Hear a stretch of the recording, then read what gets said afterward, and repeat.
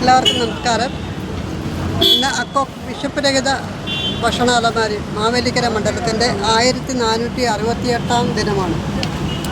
നാളിതുവരെ മുടങ്ങാതെ, ഒരു ദിവസം പോലും മുടങ്ങാതെ നമുക്ക് ഈ ഭക്ഷണ അലമാരിയിൽ ഭക്ഷണം എത്തിക്കുവാൻ സാധിച്ചിട്ടുണ്ട്.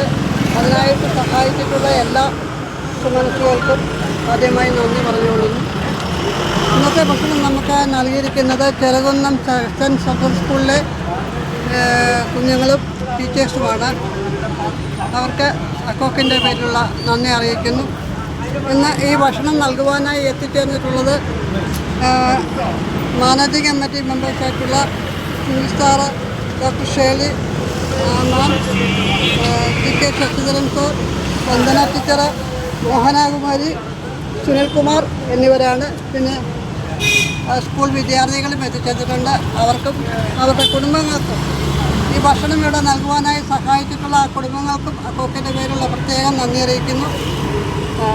ഭക്ഷണം നൽകുവാനുള്ള മനസ്സ് കാണിച്ച ഈ ടീച്ചേഴ്സിനും കുഞ്ഞുങ്ങൾക്കും നന്ദി. നമസ്കാരം. പ്രിയമുള്ളവരെ, association of charitable cultural organisation of കേരളയ്ക്ക് വേണ്ടിയിട്ട് ശ്രീനാരായണ സെൻട്രൽ സ്കൂള് പല പ്രാവശ്യം നമ്മുടെ കുഞ്ഞുങ്ങൾ ഇതുമായിട്ട് അസോസിയേറ്റ് ചെയ്ത് എല്ലാ മാസത്തെ അവസാനത്തെ വെള്ളിയാഴ്ച ഫുഡ് നൽകുന്നുണ്ട്. അതിൽ നമ്മൾ അറിയുന്നുണ്ടെങ്കിലും ആദ്യമായിട്ടാണ് ഇങ്ങനൊരു പരിപാടിയിൽ ഞാൻ അസോസിയേറ്റ് ചെയ്ത് ഇവിടെ പ്രസൻ്റ് ആകാൻ പറ്റിയത്. ഒത്തിരി സന്തോഷമുണ്ട്. വിശപ്പ് രഹിത കേരളം എന്നുള്ള കൺസെപ്റ്റ്. പക്ഷെ അതോടൊപ്പം ഇന്നത്തെ കാലിക പ്രസക്തി എന്ന് പറയുന്നത് ലഹരി വിരുദ്ധമായിട്ടുള്ളൊരു നിലപാട് ഏത് ഓർഗനൈസേഷനും ഇന്ന് അതിൻ്റെ ഒരു ചുവട് പിടിക്കണം.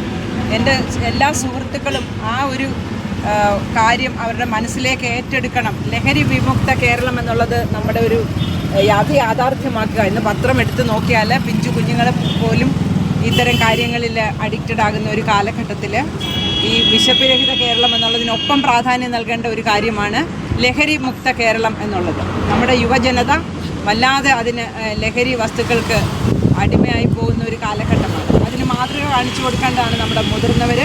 അപ്പോൾ അതുകൊണ്ട് തീർച്ചയായിട്ടും ആ ഒരു ചുവടുവയ്പ്പിലൂടെ ഉള്ള ഒരു ഇനിഷ്യേറ്റീവ് നിങ്ങളുടെ ഭാഗത്തുനിന്ന് ഉണ്ടാകണം.